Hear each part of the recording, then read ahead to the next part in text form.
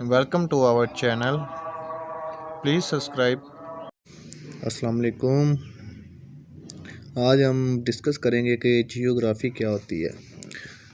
तो हम जियोग्राफ़ी के बारे में बताते हैं कि ये geography is derived from two Greek words geo earth and graphy to write और स्टडी। मीन के जियोग्राफ़ी जो है वो दो लफ्ज़ों से मिलकर बनती है। एक जो जियो है और जिसका मतलब है कि अर्थ हमारी ज़मीन, और ग्राफी मीन है टू राइट और स्टडी, उसके बारे में जांच पड़ताल करना, उसके बारे में अर्थ के बारे में स्टडी या उसके बारे में लिखना। ठीक है, और ये ग्रीक वर्ड है। ठीक है, आपने ध्यान से सुना, ये ग्रीक वर्ड है। और आगे हम पढ़ेंगे कि it is simply the study of earth and everything that goes on it. यानी कि अर्थ के मुतल्लिक जितनी भी उसकी स्टडी है और उसके मुतल्लिक जो भी अशिया जिसके बारे में हम स्टडी करते हैं अर्थ के मुतल्लिक, वो हमारी सारी जियोग्राफ़ी में आती है। ठीक है, आगे हम पढ़ेंगे geography is one of the oldest and diverse field of study. Geography हमारे पास बहुत ही कदीम और ये बहुत पुरानी फील्ड है जिसके बारे में हम स्टडी करते रहे हैं। आगे हमारे पास आता है स्कोप ऑफ जियोग्राफी। ठीक है, when most people are asked to define the nature of geography, the usual response is it focus on the location of countries, capitals, rivers and oceans। जब भी हम लोग हमसे पूछते हैं जियोग्राफी के मुतल्लिक, तो हमारा सारा ध्यान जो होता है वो हमारी नेचर पे जाता है। जो भी कुदरती चीज़ें होती हैं या किसी कंट्री के मुतल्लिक, किसी रिवर्स के यानी दरिया वगैरह, ओशन, समुंदर वगैरह, तो उसके बारे में हम बताते हैं कि कॉन्टिनेंट्स ऐसे रहे हैं, हमारी जियोग्राफी में कॉन्टिनेंट्स ऐसे रहे हैं, उन पर ये अमल, उनके ऐसे टेक्टोनिक प्लेट्स मूव करती रही हैं। तो हम उसके मुतल्लिक हर चीज़ को वाज़ह करते हैं। तो हम वाज़ह किसके थ्रू करते हैं, वो कौन सा स्कोप होता है, वो जियोग्राफी का स्कोप होता है जिसके ज़रिए हम सारी चीज़ें बता पाते हैं। आगे हम करते हैं, it is concerned with the study of size, shape and movement of earth and other heavenly bodies, land mass, bodies of water, climate, vegetation and events in different places of the world. ये भी वही बात लिखी है कि जब हम size, shape और मूवमेंट ऑफ अर्थ, जो कि हम किसी अर्थ का जब साइज़ देखते हैं, उसकी शेप देखते हैं, तो भी हमारा सीधा जो ध्यान जाता है वो जियोग्राफी की तरफ जाता है। ठीक है, और हेवनली बॉडीज से मतलब ये हैं जो हमारे जो भी लैंड मास, जो भी पुरानी डेड बॉडीज़ वगैरह, तो हम उसके बारे में हम डिस्कस करते हैं, वो भी जियोग्राफी में चले जाते हैं। और बॉडीज़ ऑफ वाटर कौन सा होता है, bodies of water, climate, vegetation. Climate vegetation कहते हैं जब क्लाइमेट चेंज होता है, जब वेदरिंग होती है, बारिश होती है, हमारे पास बारिश के थ्रू हमारे पास कभी बादल आते हैं, कभी तो बारिश होती है, तो वो भी क्लाइमेट चेंज होता है, वो भी जियोग्राफी के थ्रू होता है। ठीक है, और डिफरेंट प्लेसेस यानी कि मुख्तलिफ़ जगहों में, दुनिया में मुख्तलिफ़ जगहों में ये काम हो रहा है। ठीक है, geography it also deal with special distribution. हम पढ़ते हैं जी, आगे हमने स्कोप उसका डिस्कस किया जियोग्राफी का। तो अब हम देखेंगे कि एवोल्यूशन क्या होती है। एवोल्यूशन कहते हैं जो भी किसी चीज़, किसी भी फील्ड के मुतल्लिक जो भी उसकी कदीम रवायाती रहे हैं, जो भी उसके कदीम साइंटिस्ट वगैरह जिसने दरियाफ्त किया, उसको शुरू किया, उसको जो भी एंड अख्ताम तक लेके गया, उसके बारे में रिसर्च की, तो वो सारा उस एवोल्यूशन में आ जाता है। तो हम पढ़ेंगे, thousand of the year at least geography was a descriptive discipline that focused on a generalized location and characteristics of places and thing. Mean के हज़ारों साल जो जियोग्राफी थी उसके डिसिप्लिन के बारे में लोग फोकस करते रहे, तो उसके मुख्तलिफ़ खसूसियात हमें मिली हैं जो कि मुख्तलिफ़ जगहों और चीज़ों से हमें पता चल सकी हैं। ठीक है, तो slowly however geography become an academic discipline with numerous specialized sub fields. यानी कि आहिस्ता आहिस्ता हम उसकी जांच पड़ताल करते रहे हैं, तो हमें बहुत सी सब फील्ड्स मिली हैं जियोग्राफी की जो कि मुख्तलिफ़ खसूसियात के हामिल हैं। Scientist became expert in area such as geology, metrology and human culture differences. Scientist जो हैं वो रिसर्च करते रहे, मुख्तलिफ़ इलाक़ों में रिसर्च करते रहे हैं, जैसे कि उन्होंने जियोलॉजी के बारे में, मेट्रोलॉजी के बारे में and human culture differences, human culture के बारे में भी दरियाफ्त किया है कि इंसान क्या पहनते हैं, उनके कल्चर क्या हैं, क्या चीज़ें, वो भी इसमें जियोग्राफी में आती हैं। Interest in geography grew especially between the 15 and 19 century. यानी कि जो जियोग्राफी के मतलब लोगों में इंटरेस्ट पैदा हुआ वो हमें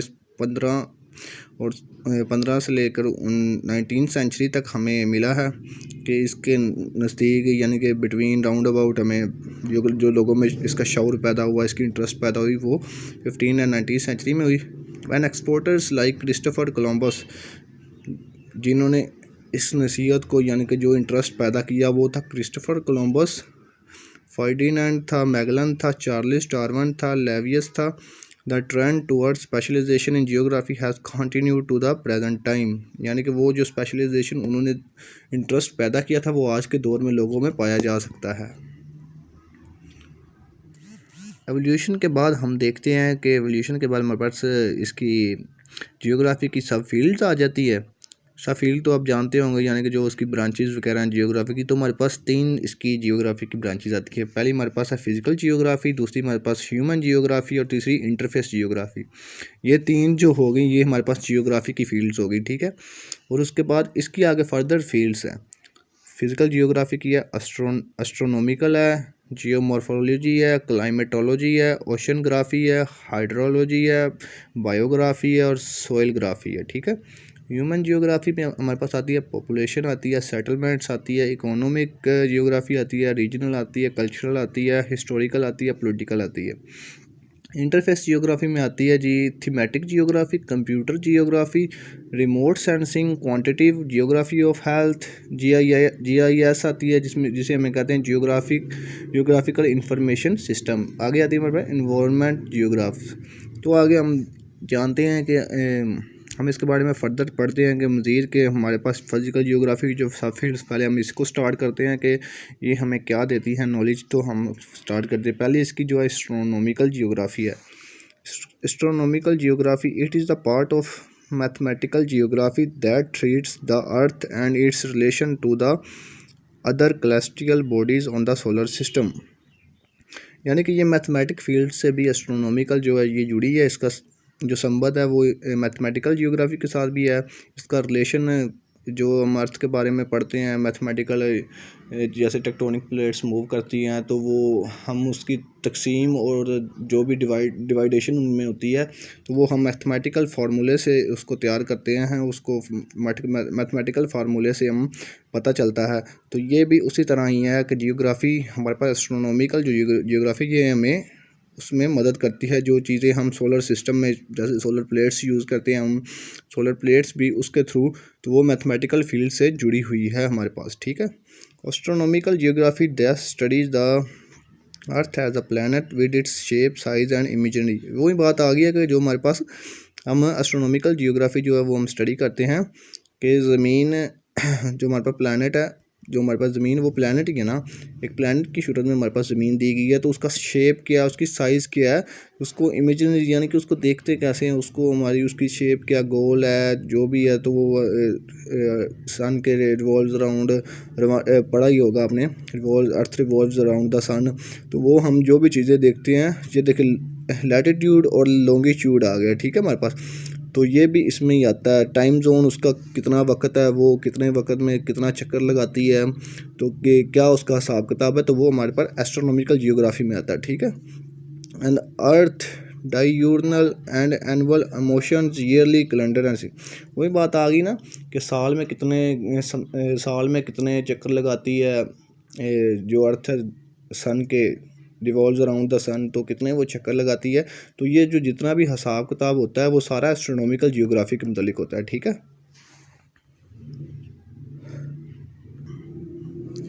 आगे हमारे पास इसकी दूसरी फील्ड आती है जी geomorphology. According to the Bloom एक साइंटिस्ट है, तो उसके मतलब geomorphology is a systematic description and analysis of landscapes and process that change them. इस ब्लूम के मतलब जो जियोमॉर्फोलॉजी है वो सिस्टमैटिक डिस्क्रिप्शन है, यानी कि जो भी लैंड ज़मीनें वगैरह जो हमारे पास उसकी जो ज़मीनों की ज़मीनें बंजर हैं, ज़मीनें खुश्क हैं, उन पर ज़रखेज़ी नहीं हो रही है, उन पर कोई भी काम नहीं हो रहा है, तो वो हमारे पास जियोमॉर्फोलॉजी के मुतालिक हम उसको चेंज कर सकते हैं, ठीक है। जैसे ज़मीनें बंजर पड़ी हैं तो उसकी वजह क्या है, उसकी रीज़न क्या है कि ज़मीन बंजर है, तो हम उसको हरियाली करना चाहते हैं, तो हम इसके जियोमॉर्फोलॉजी के मुतालिक पढ़ेंगे और उसके ज़रिए हम उसको चेंज कर सकते हैं, ठीक है। और उसके बाद हमारे पास आता है climatology. According to the Miller भी एक साइंटिस्ट है। Climatology is the aggregate study analysis of climatical condition. ये क्लाइमेटिकल आ गया यानी वेदरिंग आ गई है, ठीक है। ये लफ्ज़ ही क्लाइमेटोलॉजी क्लाइमेट से बना है, ठीक है। वेदरिंग वगैरह जो भी हमारे पास रेन की वजह से बारिश हवाएं की वजह से विंड हो गया, तो दूसरी भी कुदरती आफियात जितनी भी हैं नेचुरल जो हैं, बारिश है, आंधी है, तूफ़ान है, ये भी जितनी भी आती हैं, तो इसके मतलब हम क्लाइमेटोलॉजी में स्टडी करते हैं। Science we deal with the atmosphere आ गया ना, ये जो ये क्या होगा एटमॉस्फेयर में आता है वेदर चेंजेस आती है, रेन आती है, बारिश होती है, सारा कुछ इसमें atmosphere various change that took place in atmosphere due to temperature के थ्रू हर चीज़ चेंज होती है। आप किस चीज़ का टेम्परेचर चेंज होगा, हाई होगा तो वो हाई में असर करेगी, लो होगा टेम्परेचर तो वो लो में असर करेगी, ठीक है। बारिश आती है तो हमें टेम्परेचर का पता चल जाता है। अब किसी कॉन्टिनेंट में बर्फ़ होती है, स्नो होती है, तो हमें फ़ौरन पता चल जाए टेम्परेचर -2 है, -3 है, -1 है, तो हमें फ़ौरन पता चल जाता है। ह्यूमिडिटी एंड एटमॉस्फेरिकल प्रेशर के थ्रू भी हमारे पास वेदर चेंजिंग हो सकती है, ठीक है। And the formation of various climatic zone on the earth and influence on the nature environment. तो ये जब क्लाइमेट चेंज होती है तो हमारे नेचर इन्वायरमेंट, हमारे इर्द गिर्द के माहौल को भी मुतासर करती है, ठीक है।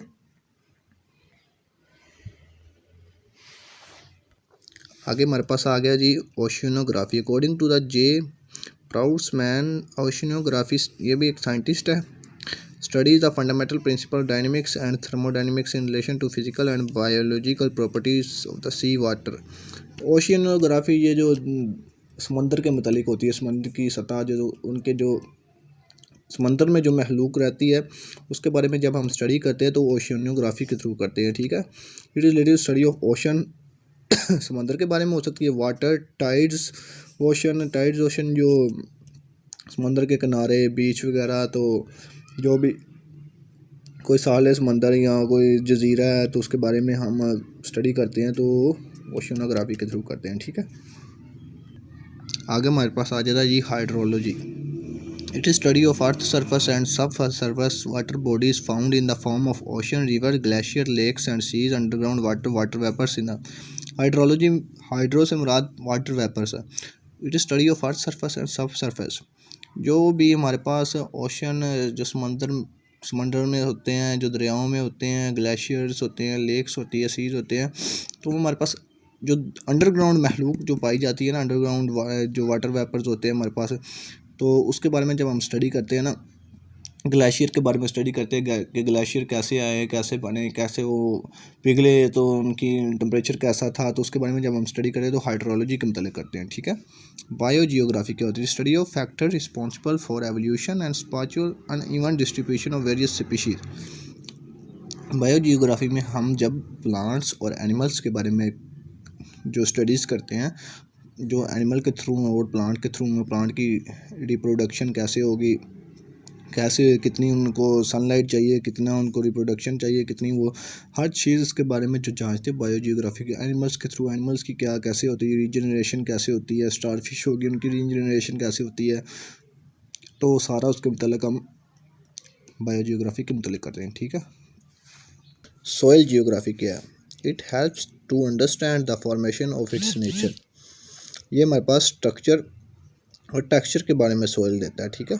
Types and distribution on soil is the most important component of earth. ज़मीन का ये सबसे बड़ा जो सॉइल है ये कंपोनेंट है, ठीक है। ये बात आपने गौर रखनी है कि ये ज़मीन का जो स्ट्रक्चर है, उसका टेक्सचर है, वो सारा हम सॉइल जियोग्राफी के मतलब हम बयान करते हैं कि अर्थ की डिस्ट्रीब्यूशन कैसे हुई, कैसे वो बनी, अर्थ कैसे आई, क्या हिसाब किताब है, जो भी हम उसके मतलब पढ़ते हैं वो सॉइल जियोग्राफी में पढ़ते हैं, ठीक है। आगे हमारे पास है जी ह्यूमन जियोग्राफी। ह्यूमन जियोग्राफी में हम पहले हमारे पास पॉपुलेशन आती है। It is branch of geography that study factor responsible various patterns of special distribution and location population on earth surface. Population में हमारे पास ये जो हम अपनी भी मिसाल दे सकते हैं कि हम जो लोग हैं, हम यहाँ रह रहे हैं, हम जो भी हमारी ज़रूरियात है, जो भी ज़रूरियात ज़िंदगी है, हम उनको बसर कर रहे हैं, उनकी जो भी कैलकुलेशन हो रही है ना, तो वो पॉपुलेशन के थ्रू हो रही है, ठीक है। जो भी हम ज़मीन पे रह रहे हैं, हम अपना गुजारा कर रहे हैं, अपने खेत उगाते हैं, हम उससे कैसे हम अपना जो भी हमारा A to Z जो भी रवैया है ना, वो सारा पॉपुलेशन में आता है। It's study various demography aspects of human population other social culture. ये हमारे कल्चर के बारे में बता दिया कि हमारा कल्चर कैसा है, हम कैसे अपनी ज़िंदगी बसर करते हैं।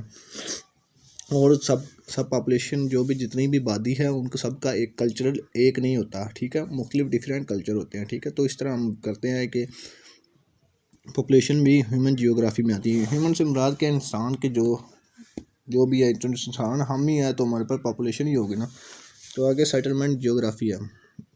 It explain the evolution and growth of rural and urban area जो होते हैं हमारे पास, जो कदीम एरिया ना हो, कस्बा जिसे हम कह सकते हैं, तो वो अर्बन सेटलमेंट्स में आती है।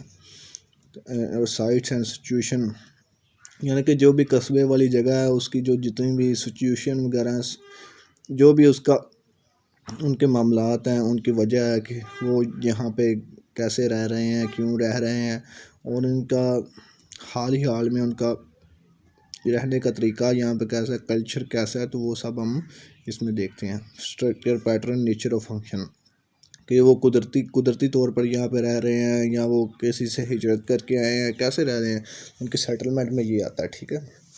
Economic geography, this branch explains about spatial distribution and concentration of different types of economic activities.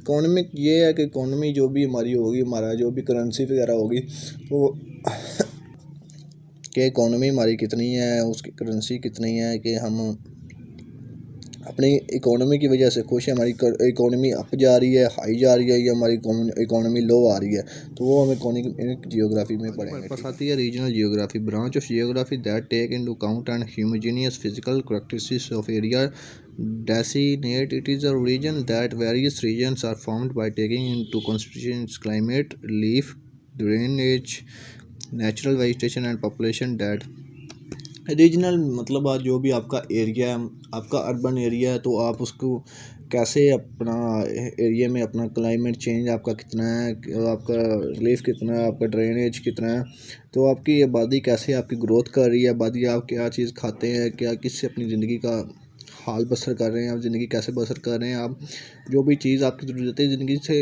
A to Z, जो भी चीज़ आपके मतलब रीजनल एरिया में जो भी आपके कस्बे में हर चीज़ मौजूद है, उसके बारे में हम रीजनल जियोग्राफी में करते हैं, ठीक है। कल्चरल जियोग्राफी आ गई। कल्चरल आप जानते हैं हर चीज़ का, हर एक इलाके का, हर एक कस्बे का, हर एक शहर का, हर एक पूरे कंट्री का भी तो कल्चर डिफरेंट ही होता है एक दूसरे से, ठीक है।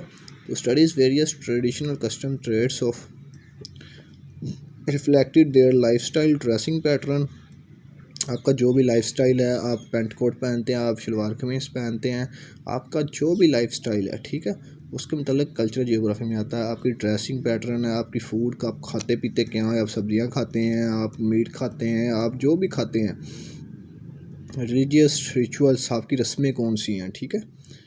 आप मुसलमान हैं कि हम तो मुसलमान हैं, तो जो हिंदू हैं, जो भी हैं, अंग्रेज़ हैं, तो उनके मुख्तलिफ़ किस्में होती हैं, ठीक है।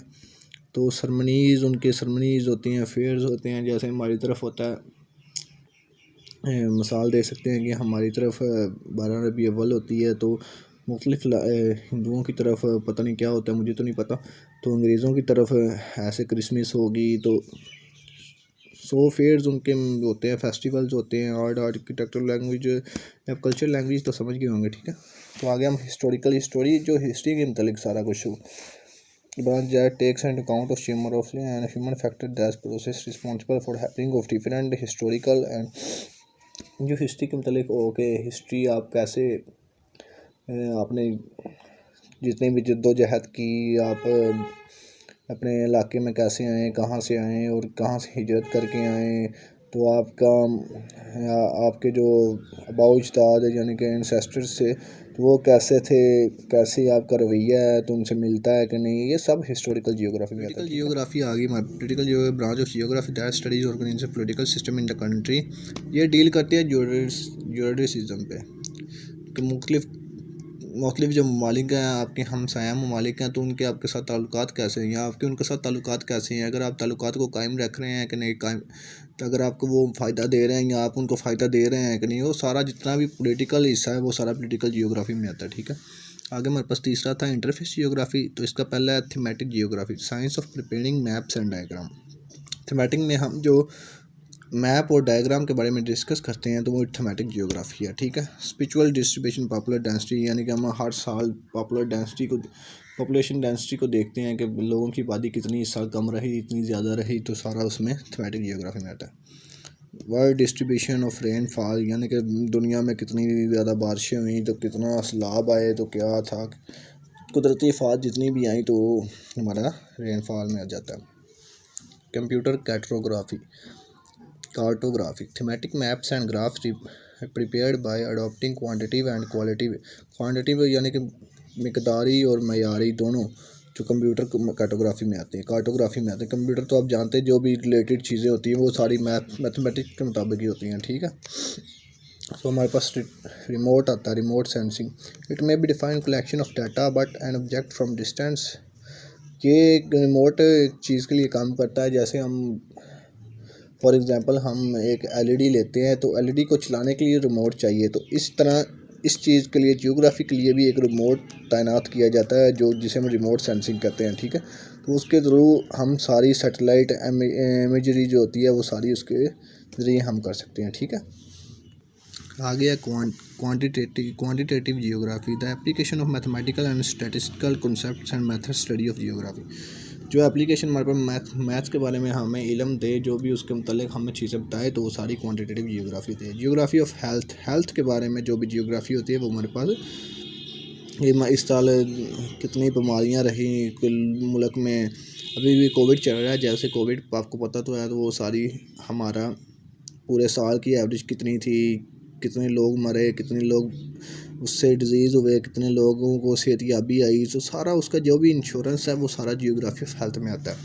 इन्वायरमेंट जियोग्राफी हमारे माहौल की जियोग्राफी है कि physical human interacting with nature provide, कि हमारे पास नेचुरल इन्वायरमेंट कितनी नहीं, अगर इस साल हमारे पास सैलाब आया कि नहीं, यानी कि हमारे पास कोई ज़्यादा तूफ़ानी बारिशें तो नहीं हुई, हमारे पास ज़्यादा लोगों का नुकसान तो नहीं हुआ, हमारे पास हमारे माहौल में जो भी तंगी वगैरह आई है, हर चीज़ को जो मेजर करना होता है वो फिज़िकल इन्वायरमेंट जियोग्राफी में आता है, ठीक है।